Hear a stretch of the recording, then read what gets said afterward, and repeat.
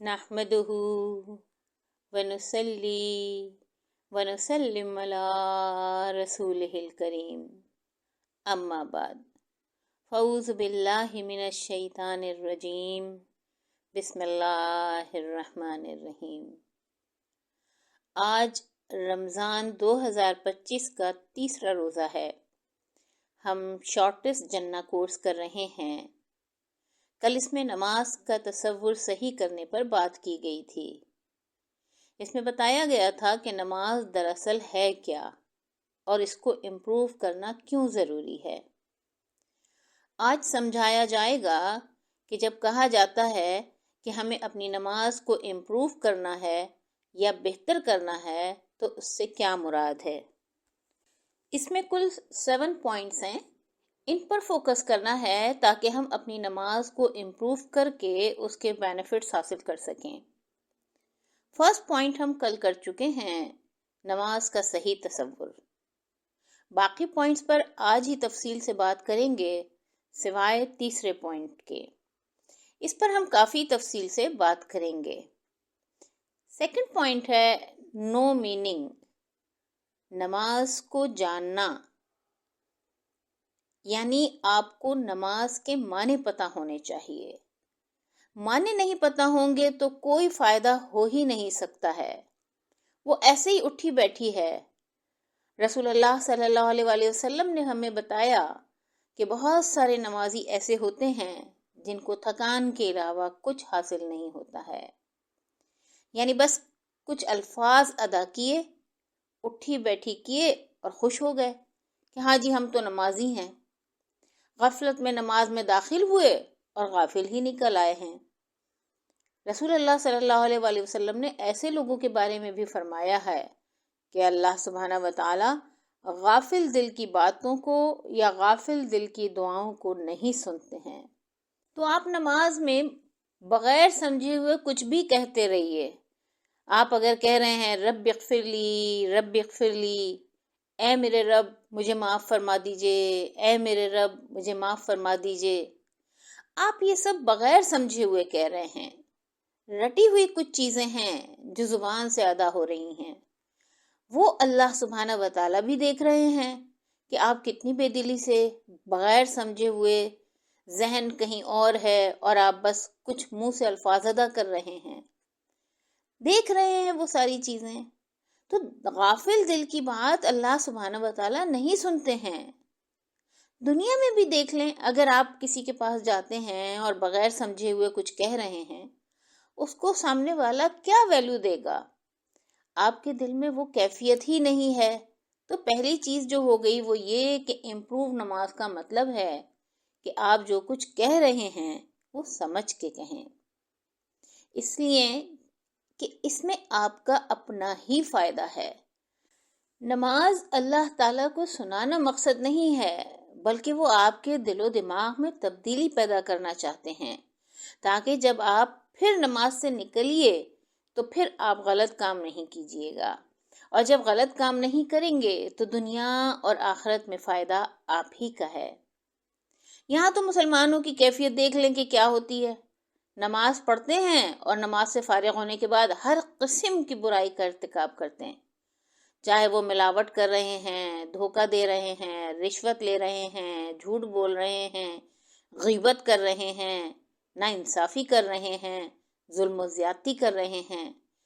جتنی بھی معاشرے میں برائی ہو رہی ہے ان میں صرف یہ نہیں کہ بے نمازی یہ سب کر رہے ہیں، ان میں نمازی بھی شامل ہوتے ہیں۔ نماز اگر ان کو بے حیائی اور برائی سے نہیں روک رہی ہے تو اس کا مطلب کیا ہے؟ مطلب بالکل واضح ہے کہ آپ کی نماز دراصل ہو ہی نہیں رہی ہے۔ یہ نماز نہیں ہے، یہ اٹھی بیٹھی ہے۔ اس میں کوئی روح نہیں ہے، اس میں کوئی جان نہیں ہے، اس کا آپ کو کوئی فائدہ نہیں ہو رہا ہے۔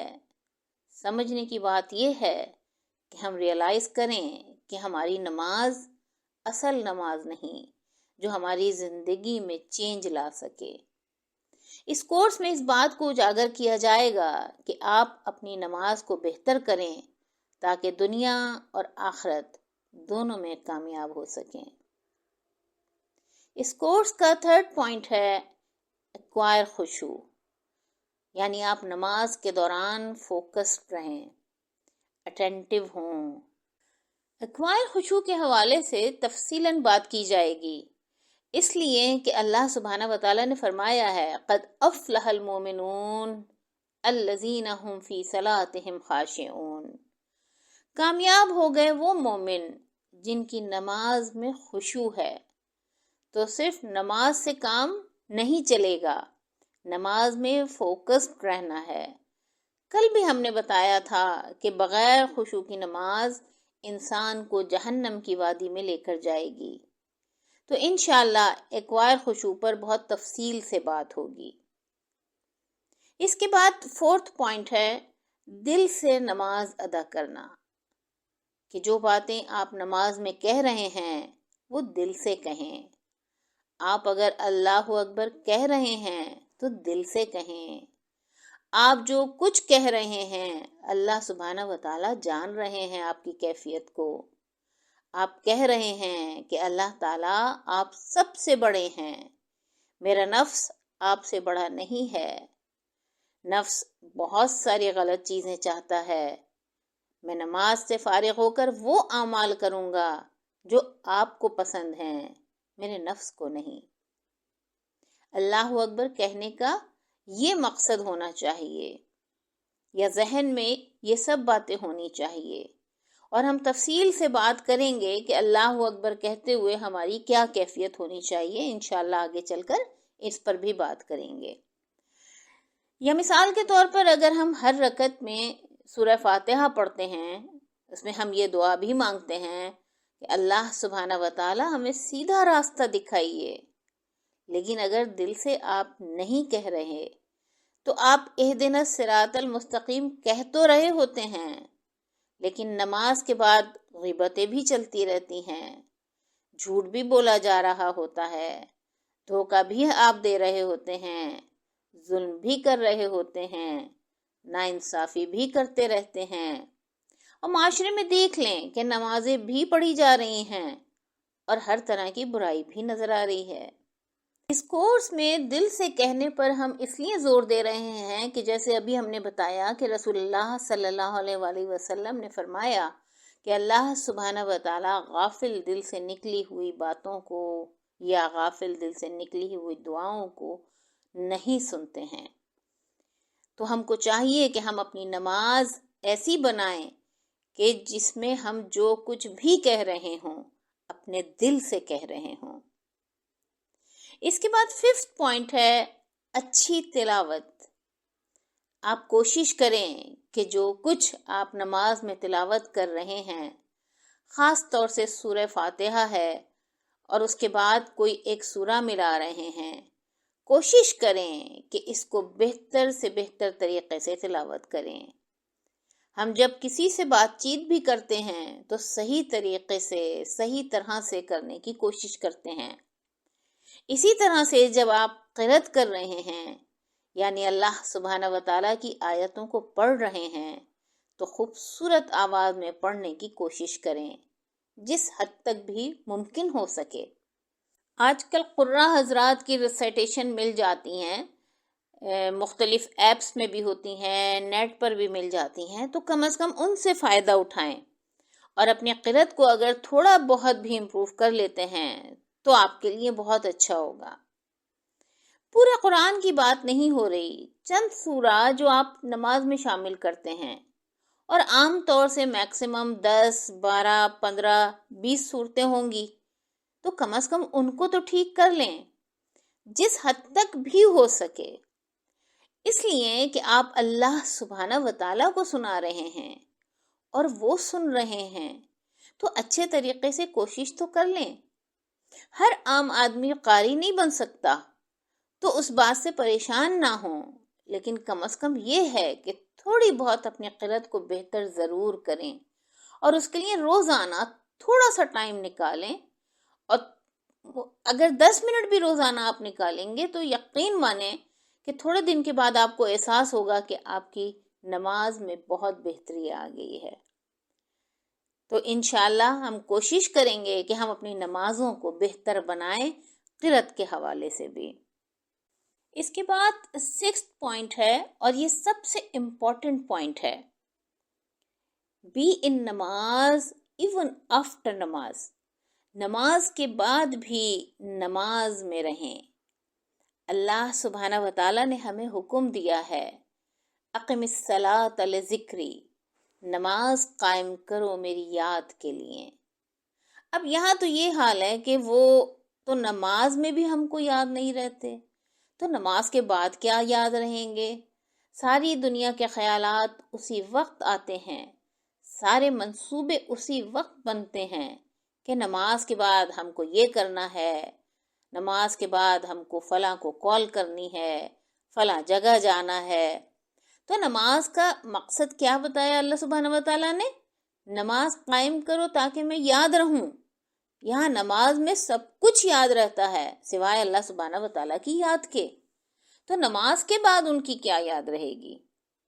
سمجھیں اس بات کو کہ نماز کا مقصد ہی یہ ہے کہ نہ صرف اللہ سبحانہ و تعالیٰ آپ کو یاد رکھیں، بلکہ اپنی پوری نماز کے دوران آپ فوکسڈ رہیں، ساری باتیں سمجھ رہے ہوں، دل سے ساری باتیں کہہ رہے ہوں۔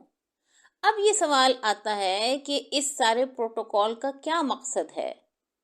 اس کا مقصد ہے کہ نماز بعد میں آپ کو بے حیائی اور برائی سے روکے۔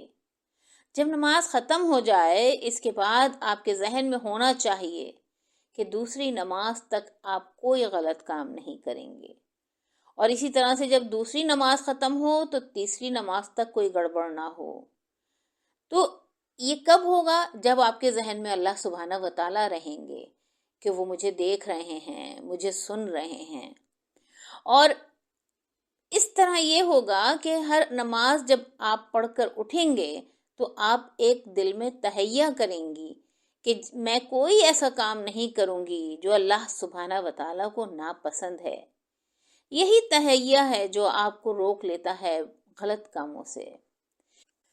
کوئی بھی برا خیال آیا اور آپ نے یہ سوچ لیا کہ میں یہ نہیں کروں گی، مجھے تھوڑی دیر کے بعد پھر اللہ سبحانہ و تعالیٰ کے سامنے حاضر ہونا ہے، تو کس منہ سے حاضر ہوں گی؟ تو یہ اللہ سبحانہ و تعالیٰ کو یاد رکھنا نماز کے بعد، یہی وہ نماز ہے جو بے شک بے حیائی اور برائی سے روکتی ہے۔ اللہ سبحانہ و تعالیٰ کو ہمیشہ ذہن میں رکھنا ہے، اور یہی تقوی ہے۔ تقوی کا مطلب ہے گاڈ کانشیس ہونا، یعنی ہر وقت ذہن میں ہونا چاہیے کہ اللہ سبحانہ و تعالیٰ ہیں، وہ مجھے دیکھ رہے ہیں، ہر لمحے ہر چیز کو سن رہے ہیں، میرے ہر عمل کو دیکھ رہے ہیں، اور میں ان سے چھپ کر کوئی کام بھی نہیں کر سکتی۔ یہ خیال ہی دراصل اللہ سبحانہ و تعالیٰ کی نگرانی کا احساس ہے جو آپ کو برائی سے روکے گا، جو آپ کو متقی بنائے گا۔ اور متقی کے لیے اللہ سبحانہ و تعالیٰ نے کیا فرمایا؟ ان المتقین فی جنات، متقی جو ہوں گے وہ جنت میں ہوں گے۔ تو ایسی نماز جو نماز کے بعد بھی آپ کو اللہ سبحانہ و تعالیٰ کا خیال دل سے نہ نکالنے دے، ایسی نماز ہی آپ کے لیے فائدہ مند ثابت ہوگی۔ اس کا فائدہ اللہ سبحانہ و تعالیٰ کو تو نہیں ہے۔ اگر آپ اپنی نماز کو بہتر نہیں کیجیے گا تو آپ غلط کام کرتی رہیے گا، اور اس کا نقصان دنیا میں بھی بھگتیے گا، سکون آپ کو نہیں ملے گا۔ غلط کام کیجیے گا اور پھر آپ کو ڈر رہے گا، خوف رہے گا، اور ہو سکتا ہے کہ دنیاوی مشکلات میں بھی پھنس جائیں، اور آخرت میں تو بڑا عذاب ملے گا ہی۔ اس لیے اپنی نماز کو ایسا بنا لیں کہ اللہ سبحانہ و تعالیٰ نماز میں بھی اور نماز کے بعد بھی یاد رہیں، اور جو بھی اس بات کو سمجھ لیا اور اس پر عمل کر لیا تو اس کی دنیا بھی اچھی اور آخرت بھی اچھی ہوگی انشاءاللہ تعالی۔ یاد رکھیے گا کہ دنیا میں سب سے انمول چیز ہے سکون۔ اللہ سبحانہ و تعالیٰ سکون کے بارے میں کیا فرماتے ہیں؟ فرماتے ہیں الا بذکر اللہ تطمئن القلوب۔ جان لو، نوٹ کر لو اس بات کو کہ دلوں کا سکون صرف اللہ کی یاد میں ہے۔ یعنی سکون کا ذریعہ اور کچھ نہیں ہے، نہ دنیا کی دولت ہے، نہ دنیا کے عیش و آرام ہیں، نہ بڑی گاڑی، نہ بڑا گھر، کوئی بھی چیز اللہ سبحانہ و تعالی کے بغیر سکون کا ذریعہ بن ہی نہیں سکتی۔ اگر نماز آپ کی اچھی ہے تو اللہ سبحانہ و تعالی نماز کے اندر بھی آپ کو یاد رہیں گے اور نماز کے باہر بھی یاد رہیں گے، اور اس یاد کی وجہ سے آپ برائی اور بے حیائی کا ارتکاب نہیں کریں گی۔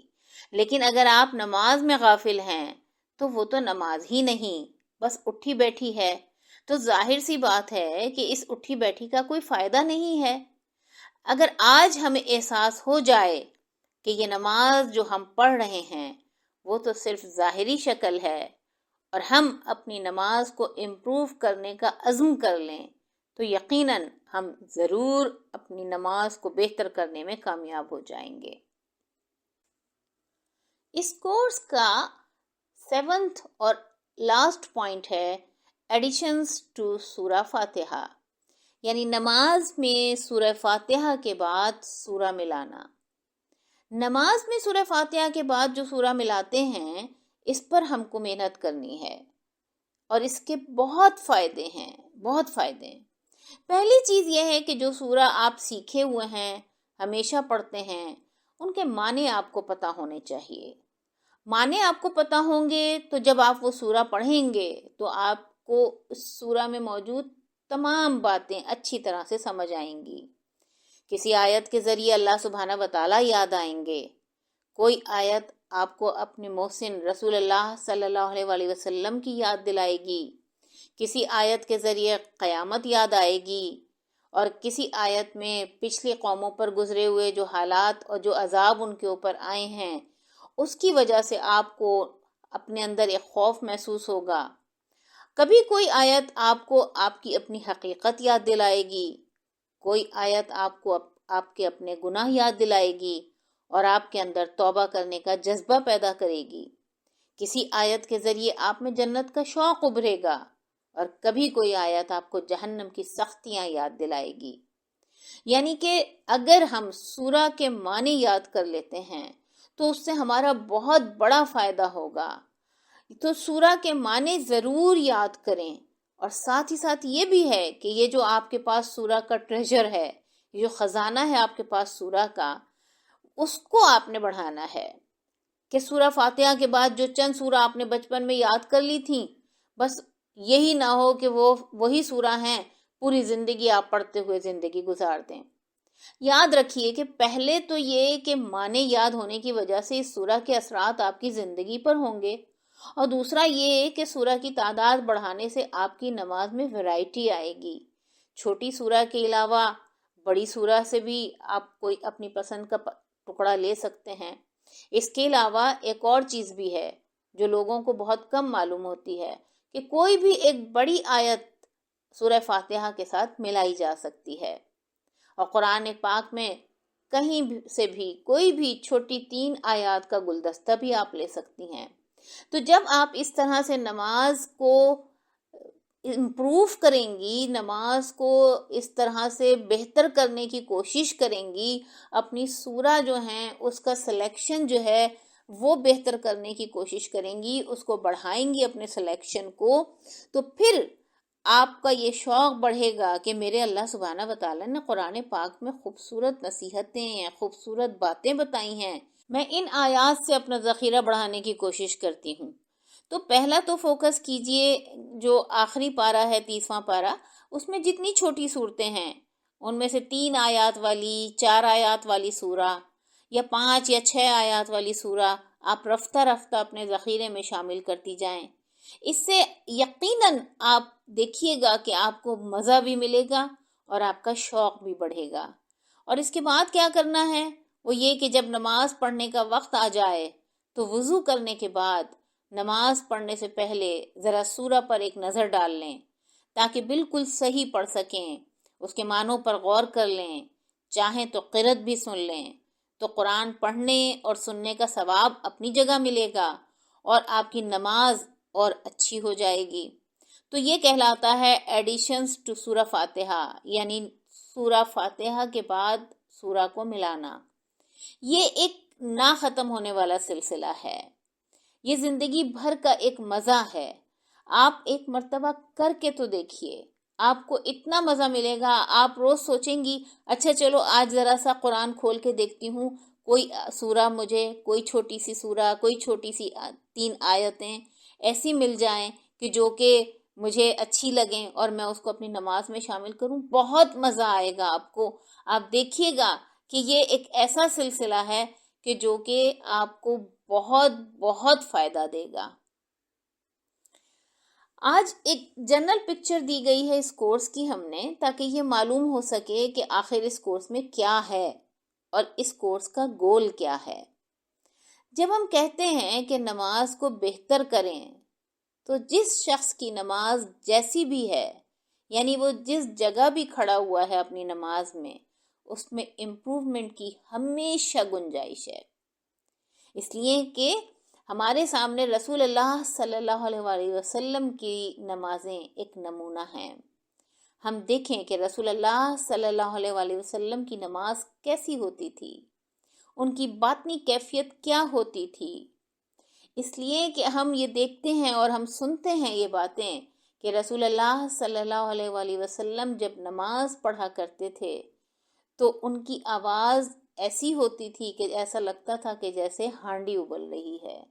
یعنی اس کے اندر اتنی شدت ہوتی تھی, وہ اتنا محسوس کر کے نماز کو پڑھتے تھے. ان کی باطنی کیفیت ایسی ہوتی تھی کہ ان کی حالت جو تھی وہ بدل جاتی تھی.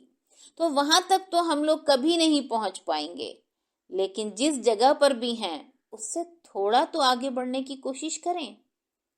اور اگر یہ کوشش کرتے ہوئے اللہ سبحانہ وتعالی ہم کو بلا لیتے ہیں تو انشاءاللہ جنت ہمارا مقدر ہوگی. اس لیے کہ آپ کوشش کر تو رہے ہیں. اللہ سبحانہ وتعالی کا فرمان ہے وَأَن لَيْسَ لِلْإِنسَانِ إِلَّا مَا سَعَى, انسان کے لیے وہی ہے جو وہ کوشش کرتا ہے.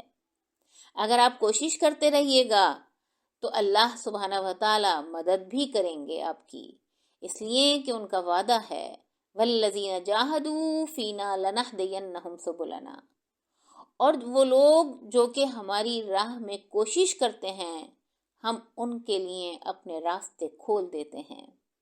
اور جب اللہ سبحانہ وتعالی مدد کریں تو انشاءاللہ یہاں بھی مدد کریں گے اور وہاں بھی کریں گے. آپ ان کی راہ میں کوشش کیجئے گا, پھر اللہ سبحانہ وتعالی آسانیاں بھی پیدا کریں گے یہاں بھی اور وہاں بھی, اور انشاءاللہ آپ کو دنیا میں بھی سکون ملے گا اور آخرت میں آپ کو جنت ضرور ملے گی. آخر میں ان تمام پوائنٹس کو ہم سم اپ کر لیتے ہیں. فرسٹ پوائنٹ ہے نماز کا صحیح تصور. سیکنڈ پوائنٹ ہے نو میننگ, یعنی نماز کے معنی یاد ہونا. اور تھرڈ پوائنٹ ہے ایکوائر خشوع, یعنی خشوع کو پیدا کرنا اپنے اندر. اور فورتھ پوائنٹ ہے دل سے نماز ادا کرنا. ففتھ پوائنٹ ہے اچھی تلاوت. اور سکس پوائنٹ ہے جو کہ بہت اہم ہے, نماز کے بعد بھی نماز میں رہنا. اور سیونتھ اور لاسٹ پوائنٹ ہے ایڈیشنز ٹو سورہ فاتحہ. مختصراً یہ کہ سب سے پہلے ذہن میں نماز کا تصور صحیح ہونا چاہیے کہ نماز کیوں پڑھیں اور کیسے پڑھیں. دوسرا, نماز کے معنی آپ کو یاد ہوں, آپ کو معلوم ہو کہ آپ کیا کہہ رہے ہیں. تیسرا یہ کہ نماز میں اٹینٹیو رہنا ہے, یعنی نماز کے دوران خشوع ہونا لازمی ہے, اور یہی وہ پوائنٹ ہے جس پر ہم تفصیل سے بات کریں گے. چوتھا کیا تھا کہ جو کچھ بھی کہیں گے بس دل سے کہیں گے, صرف زبان سے کچھ الفاظ کی ادائیگی کافی نہیں سمجھیں گے, اندر سے محسوس کر کے الفاظ کو ادا کریں گے. اور پانچواں تھا کہ اپنی قرت کو بہتر کریں گے. اللہ سبحانہ وتعالی کی بارگاہ میں حاضر ہو رہے ہیں تو کچھ تو تیاری کے ساتھ آئیں. بات چھٹا یہ کہ نماز کے بعد بھی نماز میں رہنا ہے. میں بار بار اس بات پر زور دے رہی ہوں کہ یہ سب سے اہم پوائنٹ ہے. اس لیے کہ اس کیفیت میں رہنے سے ہی ہم گناہوں سے بچ سکیں گے اور نیک کام کر سکیں گے، جہنم سے بچ کر جنت میں جا سکیں گے۔ تو اور ساتواں اور آخری پوائنٹ جو تھا وہ تھا ایڈیشنز ٹو سورہ۔ یہ ایک ان اینڈنگ پروسیس ہے، زندگی بھر کرنے والا کام ہے، جس سے نماز میں دل بھی لگے گا، شوق بھی بڑھے گا اور مزہ بھی آئے گا۔ انشاءاللہ کل ہم دوسرے پوائنٹ یعنی نو میننگ، نماز کے معنی جاننے پر بات کریں گے۔